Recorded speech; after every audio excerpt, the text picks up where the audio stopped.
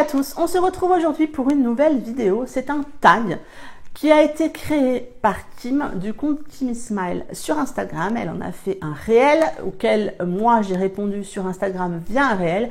Et puis je me suis dit que j'allais venir vous en parler plus en détail ici en vidéo. Donc c'est chose faite, c'est parti avec les 11 questions de ce tag autour des sagas livresques. C'est parti. Quelle est ta saga doudou?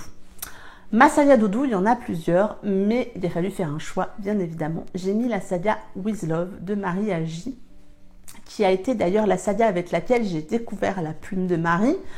Une saga où on va suivre un groupe d'amis, et on est dans de la saga MM, un groupe d'amis qui se retrouve très régulièrement au bar qui s'appelle Le Bel Ami. Et on va donc suivre un couple dans chaque tome. Si mes souvenirs sont bons, on a 4 tomes. Il y a une particularité, un sujet abordé à chaque fois. On a beaucoup d'humour. Dans le tome 1, c'est moi ce qui m'a beaucoup plu. Donc voilà pourquoi je l'ai mis dans cette saga doudou. La saga que tu pourrais relire sans te lasser. Et là, je vais vous parler d'une saga dont on parle assez peu finalement, qui est sortie il y a un petit moment, on est bien d'accord. C'est la saga Mystérieux de Amandine Rey, qui contient 4 tomes. Au début, ça devait être 3 et Amandine nous a fait le plaisir d'écrire un 4e qui a une suite vraiment logique au reste. C'est une saga dans un univers un peu sombre, puisqu'on va suivre un gang, on va dire ça comme ça, assez sombre, avec des personnages très attachants. Et Amandine a cette faculté ou cette intelligence d'oser torturer ses lecteurs et ses lectrices. Et autant vous dire que j'ai été vraiment torturée avec cette saga. Il y a des tomes comme ça dans notre vie de lectrice qui nous marquent. J'en ai un autre en tête, donc je vais vous parler plus loin, mais je pense particulièrement à ce tome 3 dans la saga Mystérieux, où j'ai envoyé un vocal à Amandine. J'étais en pleurs parce qu'elle a su me tournebouler. C'est une saga que je vous invite à découvrir si vous ne la connaissez pas, très addictive, et allez jusqu'au bout parce que les 4 tomes sont très surprenants. Celle que tu conseilles encore et toujours, et là je ne vais pas mettre tout le monde d'accord, mais moi je conseille très souvent les Blood of Silence de Amélie et Marie.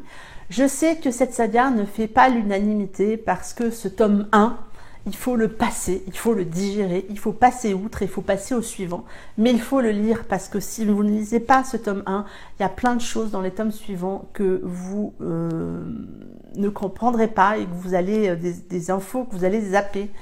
Il faut remettre aussi ça dans l'époque où c'était écrit, je pense en plus dans ces 5 dernières années que la romance a bien évolué et que du coup il y a certaines choses qui passaient il y a 5-6 ans et qui passent plus maintenant. Moi j'ai découvert cette saga, le tome 1 je l'ai lu il y a 5 ou 6 ans, je n'ai plus la date exacte en tête, mais il y a 5 ou 6 ans. Oui, il y a des choses qui m'avaient agacée, oui, il y a des choses qui n'étaient pas trop passées, mais j'ai passé outre, j'ai continué et je ne le regrette absolument pas. J'ai tout lu jusqu'au bout, jusqu'au tome 9 et j'ai adoré cette saga. Celle dont tu n'as pas aimé tous les tomes, et là j'ai cité Crossfire. Crossfire, en fait, je l'ai découverte juste après 50 nuances de Grey. Et j'ai beaucoup plus aimé que 50 nuances de Grey, mais je n'ai pas aimé tous les tomes.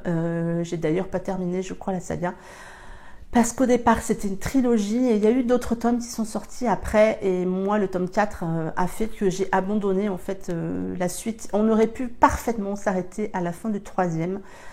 Ça m'aurait plus convenu en fait. Peut-être que voilà. Il y a un moment où il faut savoir aussi dire ben on arrête parce que on est arrivé au bout de l'histoire. Mais c'est une saga que j'ai beaucoup aimée. Ouais. Ta saga de tomes compagnons préférée, et là j'ai cité Les Samedies Hunger de Milikin. Aujourd'hui on a 4 tomes. Et j'ai donc le premier c'est As Mad As You Are, Voodoo Night, Play with Jagger et Hell's Night. Je suis plus sûre du dernier titre, puisque je l'ai encore pas lu, le quatrième.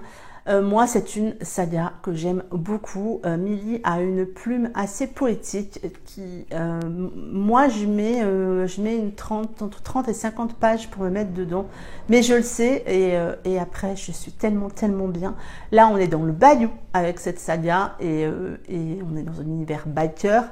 Et je trouve que Millie a su exploiter le bayou justement au travers de cette histoire. Et moi, je l'aime beaucoup. Ne soyez pas effrayés par l'épaisseur des tomes. Allez-y. Moi, j'ai 2 noms en tête de mes copines qui doivent se lire prochainement le tome 1. Allez, les filles, on y va. Une saga où on suit le même couple sur plusieurs tomes. Alors, il y en a plusieurs, bien évidemment, mais celle qui m'est venue en tête, c'est les Wild Crow de Blandine P. Martin. Là aussi, une romance biker où on va suivre le même couple pendant 5 tomes. Alors, je fais un peu la grimace parce que la romance, enfin, pas la grimace, mais la romance met du temps à s'installer et du coup, on va pas forcément la voir tout de suite dans le tome 1. Elle arrive un petit peu après, mais du coup, on les suit sur plusieurs tomes et c'est très bien. Moi, c'est une saga que j'ai beaucoup aimée.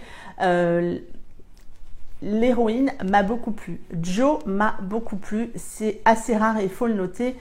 Des fois, et encore plus dans les univers bikers, pas à chaque fois, c'est pas vrai, mais parfois les héroïnes, bah pas là.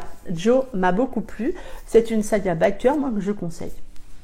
Un tome de saga qui t'a beaucoup marqué. Comme je vous le disais plus tôt dans la vidéo, il y en a plusieurs.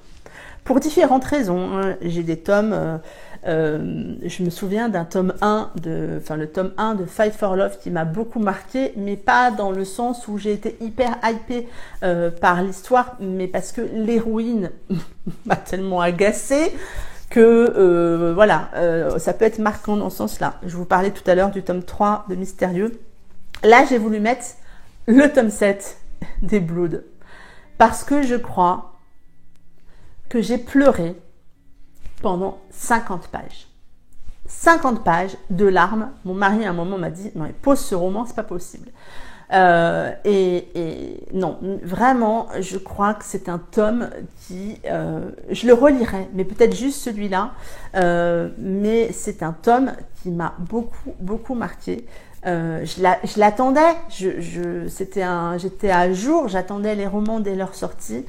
Je l'ai lu dès le départ, le jour de sa sortie, et j'ai fait 50 pages en larmes. Une saga abandonnée en cours de route. J'ai abandonné les Hells Horsemen de Madeline Sheehan. J'ai dû lire 2 ou 3 tomes et je me suis dit arrête. Alors, c'est étonnant parce que c'est une saga biker, il paraît qu'elle est très bien, mais avec moi, elle ne l'a pas fait du tout. Donc, il y a un moment, on va arrêter de se faire du mal. Je l'ai abandonnée. J'en ai pas abandonné beaucoup des sagas, quelques-unes, et dans le lot, il y a des sagas bikers, ouais, dont celle-ci. Une saga que tu as envie de découvrir dans un futur proche. J'ai cité ici la saga Dublin Street de Samantha Young, dont j'ai le tome 1 dans ma pile à lire depuis un petit moment et j'ai envie de la découvrir. J'ai vu beaucoup de très bons retours sur cette saga qui n'est pas hyper récente, qui date un tout petit peu, mais qui plaît à beaucoup de monde, même maintenant. Donc voilà, je pense que si je devais citer une saga que j'aimerais commencer prochainement, ça serait Dublin Street. Le dernier tome de saga que tu as acheté, donc je suis retournée voir mon petit fichier book haul. Le dernier tome de saga que j'ai acheté, c'est Au-dessus des lois de Nevaeh Adams. Là aussi, de la romance biker, ça sera une duologie. Donc pas une trop grosse saga, donc il faut que je la lise pour pas la laisser trop traîner dans ma pile à lire. Mais voilà, c'est le dernier tome que j'ai acheté, en tout cas au moment où je tourne cette vidéo. Et le prochain tome de saga que tu vas sortir de ta palle, je croise les doigts pour espérer y arriver, c'est Les rêves de nos mères de Karine Pitoki, dont Marine du conte Toile de mots C'est du harcèlement, Marine, à ce stade-là. C'est du harcèlement. Non, je rigole. Elle en a parlé avec beaucoup d'enthousiasme. J'ai très envie de lire ce tome 1. Je suis un petit peu déroutée par la taille du tome 2 et je me dis, si j'aime autant que Marine, je vais avoir envie de lire le tome 2 tout de suite, qui est beaucoup plus gros et du coup, qui me fait un tout petit peu plus peur. Mais je vais y aller. Je pense que ce roman va me prendre les tripes, comme beaucoup de romans aux éditions Charleston.